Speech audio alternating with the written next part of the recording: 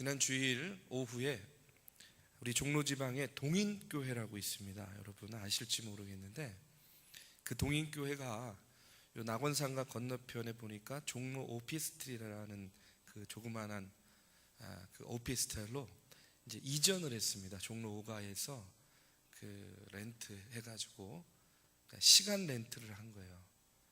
그래서 예배만 잠깐 드리고 굉장히 부자연스러웠죠. 자유롭지 못하게 예배를 드렸는데 우리 종로지방에서 개척기금을 가지고 이 동인교회를 그 종로 오피스텔을 구입을 해서 이제 이전을 하게 해줬습니다. 그래서 이제 그 이전 감사 예배를 드리는 자리에 참석을 했어요. 굉장히 좁더라고요. 그게 몇 평 정도, 저는 뭐 이런 평수 이런 거 잘 몰라서 잘 모르겠는데 그 정도면 장로님 그 한 3평 정도 되네. 2평. 2평 정도밖에 안 돼요. 굉장히 좁은 그런 공간인데 그래도 이제 거기에 교회를 이렇게 아담하고 예쁘게 꾸며가지고 목사님과 또 사모님이 이렇게 또 예배를 드리게 됩니다. 근데 이제 그 예배에 참석을 했는데 어떤 목사님께서 축사를 맡아서 하시는데 그동안에 동인교회가 새들어 살면서 자유롭게 예배드리지 못해서 얼마나 불편했는지 모르는데 이제는 작아도 내 집이 생겼으니까 이제 마음 편하게 아무 때나 예배드려도 되니까 얼마나 좋겠냐고, 좁아도 내 집이 최고다 하는 그런 말씀을 전해주셨어요. 근데 그 이야기를 듣는데 저도 예전에 상가에서 개척교회를 했잖아요. 그래서 저도 그 상가에서 개척교회 하던 그 시절이 또 생각이 나가지고 이야기를 듣는데 갑자기 여기서 울컥하더라고요. 목사님과 사모님을 위해서 더 기도해야 되겠다 하는 그런 생각이 들었습니다. 여러분도 동인교회 위해서 많이 기도해 주시기를 바랍니다. 여러분, 오늘 우리가 이 땅에서 겪는 어려움이라는 것이 있는데 아주 여유롭고 넉넉하지 않은 사람들은요 대부분 비슷한 것 같아요. 그게 뭐냐면, 왜 세상 사람들보다 나는 잘 살지 못할까? 나는 왜 세상 사람들보다 부유하고 넉넉하지 못할까? 하는 그런 고민이 있어요. 그 다음에 또 하나는, 왜 언제나 나는 이렇게 불안정한 삶을 언제까지 살아야 되는가? 저만 그런 고민하나요? 여러분 이미 다 이제 그것을 넘고 극복하셨습니까? 그랬다면 정말로 감사할 일이죠. 그런데 많은 사람들이 이와 같은 이 삶의 고민 가운데 그 삶의 어려움, 고단함, 고난, 그 불안정함 때문에 항상 마음을 졸이고 불편해하면서 살고 있는 것 같습니다. 그런데 오늘 본문 말씀을 보니까 여러분, 오늘 이 본문에 나오는 이스라엘 백성 역시 그런 불안함이 있었던 것 같아요. 자신들의 나라를 보고 자신들의 이 체제를 볼 때마다 뭔가 안정되지 못하고 불안정하다 이렇게 생각했던 것 같습니다. 그래가지고 이제 뭐를 요구합니까? 하나님께 우리에게도 왕을 달라는 거예요. 왕, 우리에게도 왕을 세워 주십시오 하고 이스라엘 백성들이 요구를 하는 겁니다. 여러분, 애굽에서 430년 동안 애굽 왕, 인간 왕이잖아요. 그렇죠? 파라오, 이 인간 왕의 다스림을 통해서 고난을 당했습니다. 고통당했습니다. 그러면서 부르짖을 때에 하나님께서 그들을 애굽에서 건져주시고 이제 약속의 땅 가나안으로 그들을 들여놓으셨어요. 그런데 400년이 지나면서 그들이 이제는요 하나님께 뭘 세워달라고 요구를 한다고요? 왕을 세워달래요. 사무엘이 늙고 그 아들들이 사사의 자질이 부족합니다. 이런 핑계를 가지고 이제 우리에게도 왕을 세워주십시오 하고 이렇게 이야기를 하는 거예요. 그와 같은 이스라엘 백성들의 요구에 대해서 우리 하나님께서 7절과 9절의 말씀에 보면 이렇게 이야기를 하십니다. 여호와께서 사무엘에게 이르시되 백성이 내게 한 말을 다 들으라. 이는 그들이 너를 버림이 아니요 나를 버려 자기들의 왕이 되지 못하게 함이니라. 내가 그들을 애굽에서 인도하여 낸 날부터 오늘까지 그들이 모든 행사로 나를 버리고 다른 신들을 섬김같이 내게도 그리하는도다. 그러므로 그들의 말을 듣되 너는 그들에게 엄히 경고하고 그들을 다스릴 왕의 제도를 가르치라. 이렇게 이야기해요. 여호와께서 사무엘에게 지금 뭘 이야기하냐면 왜 이스라엘 백성들이 왕을 요구하는가 하는 그들의 의도를 이야기하는 거예요. 그 의도가 뭡니까? 7절에 보니까 그들이 너를 버림이 아니요 나를 버림이라는 거예요.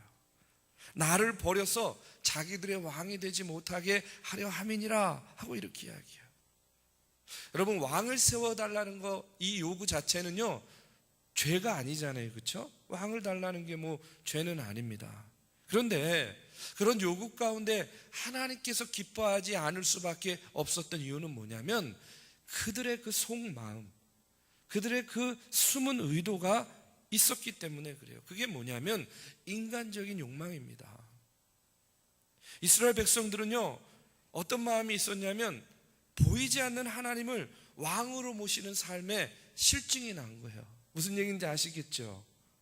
이렇게 좀 심하다 때마다 잡히고 볼 수 있고, 막 이렇게 이 피부로 확 느껴지면 좋겠는데 항상 선지자나 예언자들을 통해서 듣죠.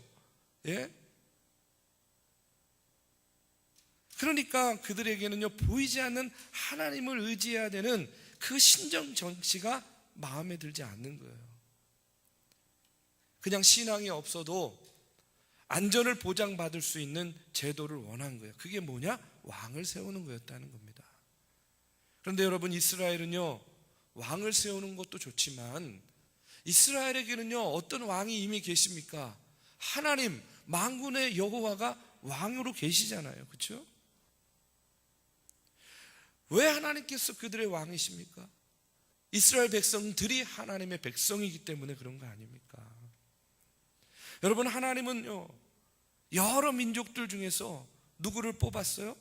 이스라엘 백성들을 택하셔서 하나님의 소유 제사장 나라 거룩한 백성으로 삼아 주셨어요. 그렇게 선택받은 그들이 여러분 어떻게 멸망당할 수밖에 없는 세상 나라를 부러워하고 세상의 왕들을 부러워할 수 있겠습니까? 여러분 한번 생각해 보십시오. 여러분, 애굽에서 누가 그들을 건져줬습니까? 하나님께서 건져주셨어요. 광야 40년 동안을 먹이셨습니다. 그 길을 인도해 주셨어요. 지켜주셨습니다. 가나안 땅에 들어가서는 그 가나안 족속들을 내쫓고 그 땅을 차지하도록 해주신 분이 누굽니까? 하나님이세요. 그것뿐만이 아니에요.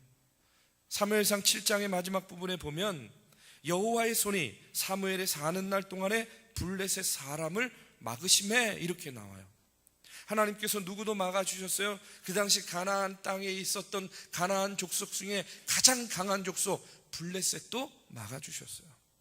에그론에서 가드까지 잃었던 땅도 도로 찾게 되었고 블레셋이 다시는 이스라엘을 침공하지 못하도록 하나님께서 지켜주셨다는 겁니다. 그런데 그럼에도 불구하고 그들은 하나님이 아니라 지금요 다른 왕을 요구하고 있는 거예요. 자, 여러분, 우리가요 하나님께 무엇이든 구할 수 있습니까? 없습니까? 그렇죠. 우리가 무엇이든 구할 수 있습니다. 우리는요 건강도 구하고 재물도 구하고 성공도 구하고 마음의 평안도 구할 수 있어요.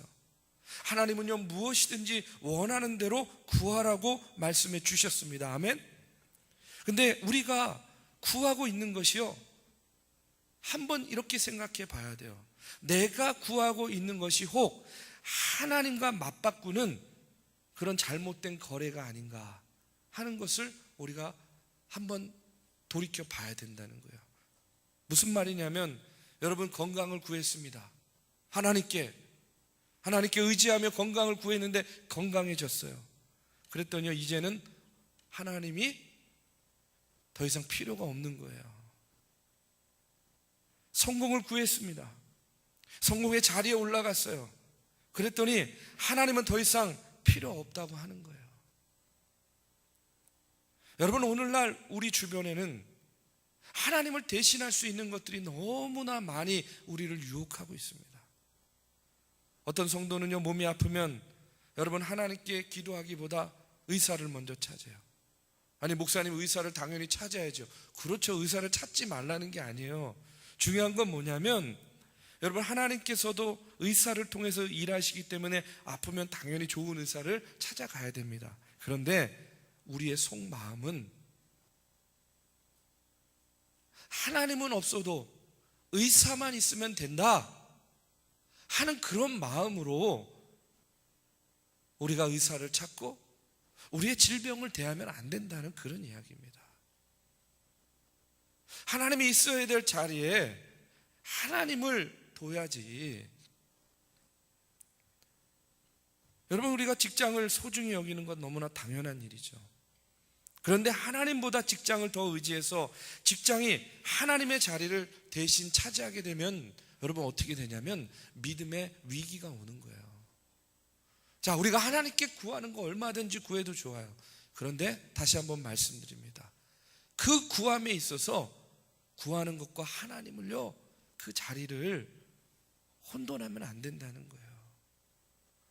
바꾸면 안 된다는 그런 이야기입니다. 돈이 필요합니다. 그런데 돈이 하나님을 대신하도록 해서 안 된다는 그런 이야기예요. 여러분, 하나님을 대신할 수 있는 것 아무것도 없습니다. 그 어떤 것도 복음을 대신할 수 없어요. 그 누구도 십자가에 달린 예수 그리스도를 대신할 수 없다는 이야기입니다. 베드로는요, 분명하게 고백합니다. 사도행전 4장 12절의 말씀에 보면 다른 이로서는 구원을 받을 수 없나니 천하 사람 중에 구원받을 만한 다른 이름을 우리에게 주신 일이 없습니다. 누가 뭐라 해도 여러분, 십자가의 복음을 세상의 것들과 바꿔서는 안 된다는 이야기예요. 그런데 우리 주변에는요, 예수님을 안 믿어도 잘 살고 편안한 것처럼 보이게 하는 것들이 얼마나 많은지 몰라요. 그게 우리에게 시험이 되고 우리에게 유혹이 되고 그것이 하나님이 있어야 될 자리에 그것들을 놓게 되는 그런 우를 범하게 된다는 그런 이야기입니다. 어떤 사람들은요, 이렇게 이야기하죠. 야, 뭐 예수 믿어도 뭐 이렇게 유별나게 믿니? 뭐 맨날 오직 예수, 오직 믿음, 뭐 오직 성경, 뭐 이렇게 오직 그래? 뭐 그렇게까지 답답하게 이야기할 필요가 뭐 있어? 다른 종교도 좀 다 괜찮다고 말하고 좀 적당하게 믿고 좀 이렇게 포용하면서 믿으면 좋지. 어떤 사람은요, 또 이렇게 유혹합니다. 야, 다른 사람들 보니까 하나님 안 믿어도 잘만 살더라. 저 집사님 봐봐, 주일 예배 빠져도 아무 일 없잖아. 기도 안 해도 집안 얼마나 잘 굴러가고, 전도 안 해도 아무 문제 없잖아. 왜 이렇게 너는 유별나게 믿어? 왜 이렇게 유별나게 교회 생활해? 우리 마음이 흔들려요. 그런 것 같아요. 내가 괜히 손해보는 느낌이에요. 열심을 내면 낼수록. 그리고 살다 보니까 하나님은요, 언제만 필요해요? 힘들 때만 필요한 존재가 되는 거예요. 어려움 당하고 고난 당할 때만 찾는 존재가 되어버린 거예요. 편안해지면 세상 사람들처럼 좋은 집 좋은 차 고상한 취미생활 하면서 적당하게 세상하고 타협하면서 살아가고 싶은 겁니다. 사랑하는 우리 믿음의 성도 여러분, 오늘 이 시간에 우리가 다시 한번 분명하게 우리의 존재를 깨달아야 돼요. 우리는, 저와 여러분은 하나님의 백성입니다. 여러분, 우리는 하나님의 백성이에요. 모든 나라들, 모든 세상 것들이 우리의 기준이 되는 게 아니라 여러분, 하나님만이 우리의 기준이 되는 겁니다. 세상을 따르는 것이 아니라 하나님의 말씀을 따라 살아가는 것이 바로 하나님의 백성된 자들의 모습이라는 거예요. 그렇기 때문에 어떤 경우라도 하나님께서 우리의 왕이심을 망각해서는 안 될 줄로 믿습니다. 그런데 이스라엘 백성들은요, 그 사실을 망각했어요. 눈에 보이는 다른 나라의 왕들과 제도가 좋아 보이니까 지금 세상의 왕을 요구하고 있는 겁니다. 그런데 하나님께서 그런 이스라엘 백성들에게 왕을 허락하는데 그냥 허락하는 게 아니에요. 또 알려줍니다. 엄히 경고합니다. 너희들이 왕을 원하는데 왕을 세우면 너네들이 이제 앞으로 어떻게 될 것이다 하는 것을 또 하나님께서 알려주라고 해요. 오늘 읽은 본문 말씀 10절에서 18절의 말씀에 보면 사무엘이 이제 그 말씀에 순종해서 이스라엘 백성들에게 이제 왕을 세우면 너희들이 이렇게 살아야 된다 하는 것을 알려주고 있는 겁니다. 왕을 세우면 그들이 얼마나 과중한 부담을 담당해야 할지, 이방 나라들의 왕의 경우를 예를 들어서 백성들에게 이야기를 해줘요. 징병을 해야 됩니다. 군비를 부담해야 됩니다. 딸들도 왕과 신하와 군대를 위해서 징집을 당하게 됩니다. 모든 소산물의 11조를 바쳐야 되고 백성들의 노비와 가장 아름다운 소년과 나귀들을 끌어다가 왕이 자기 일을 시킬 것이다, 이렇게 이야기해요. 여러분, 이게 한마디로 말하면 뭐냐면 너희들 지금 잘 뭘 모르고 있는 것 같은데 왕을 세우면 결국은 왕의 종노릇 해야 되는 거야 하는 것을 가르쳐 주는 거야.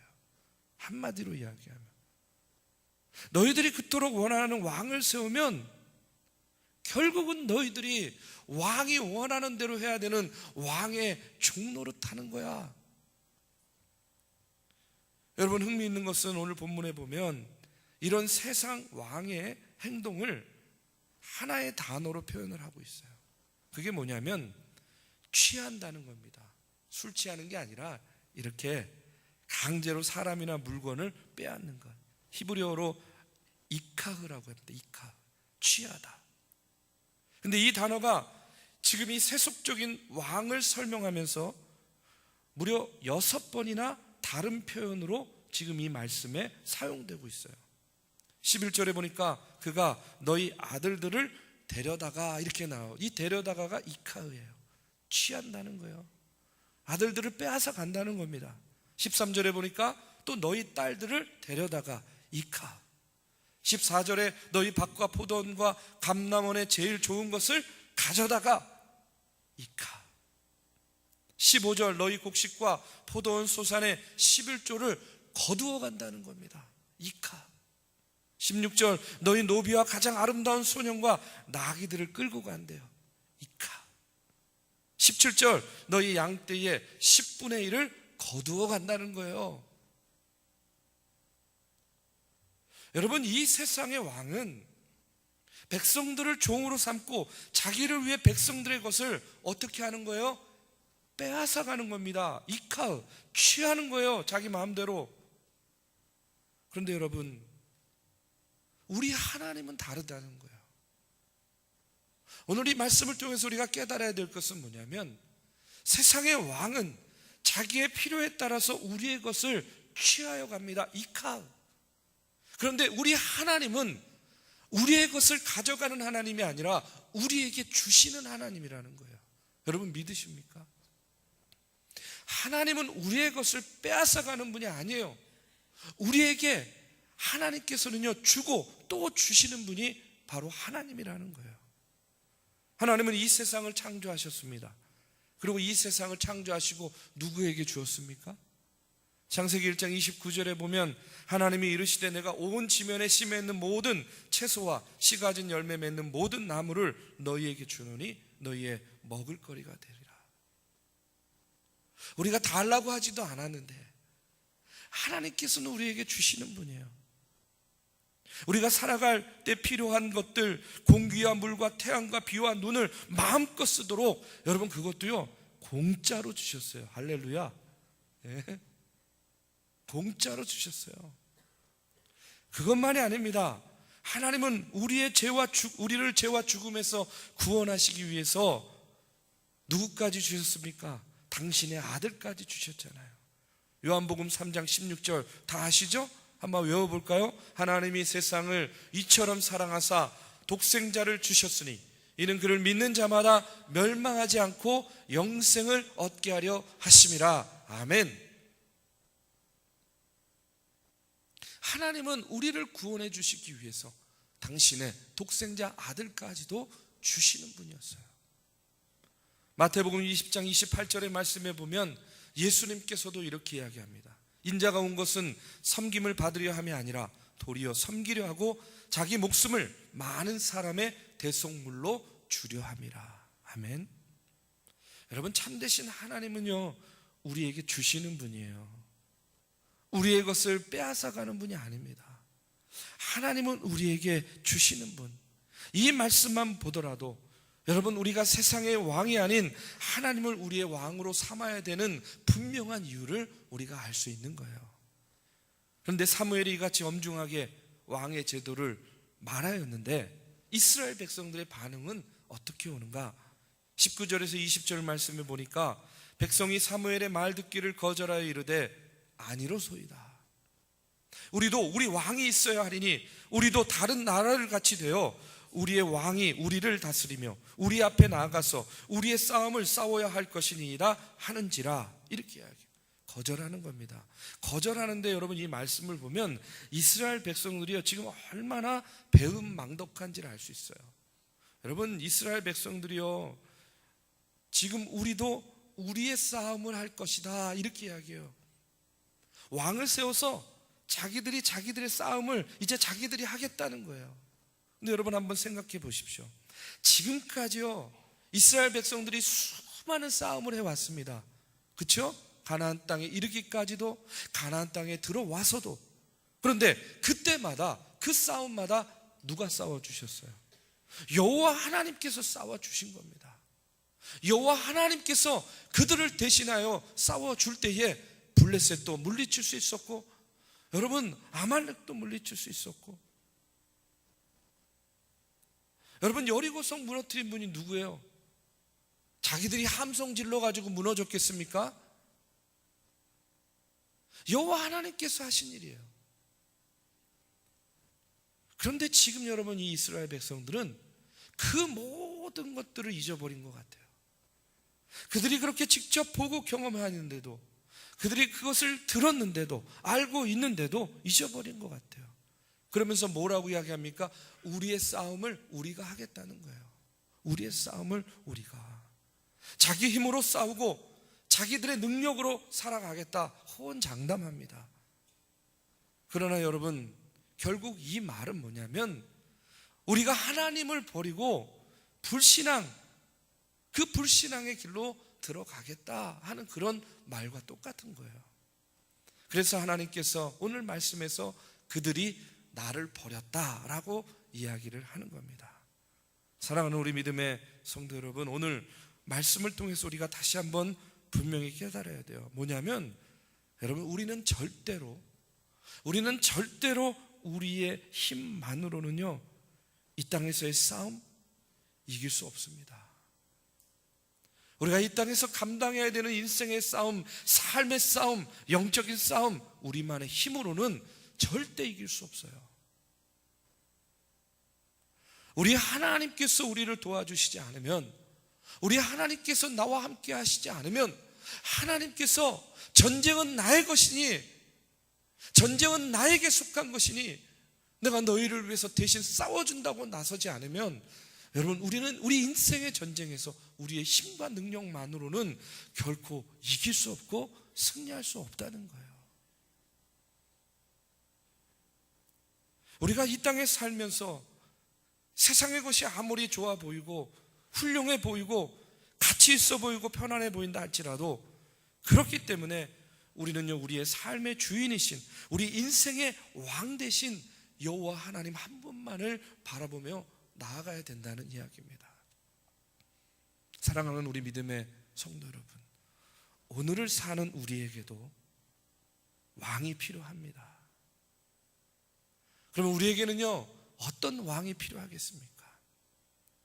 이스라엘 백성들과 같이 강력한 왕, 권력이 있는 왕, 결국은 우리의 것들 다 빼앗아갈 세상적인 왕이 우리에게 필요하겠습니까? 아닙니다. 여러분, 오늘 우리에게 필요한 왕은 다른 어떤 왕도 아니라 바로 예수 그리스도, 만군의 여호와 우리 하나님이신 줄로 믿습니다. 우리의 왕 되신 여호와 하나님만을 바라보면서 우리가 우리의 인생의 길을 나아가야 될 줄로 믿습니다. 그럴 때 여러분, 우리의 힘과 능력이 아니라 하나님께서 주시는 힘과 능력으로 우리의 인생의 싸움에서, 우리의 영적인 싸움에서 우리는요 승리하는 주의 군사들이 될 줄로 믿습니다. 오늘 저와 여러분의 삶, 우리 중앙교회도 만군의 여호와 하나님과 동행하는 귀하고 복된 성도들 되시기를 주님의 이름으로 축원합니다.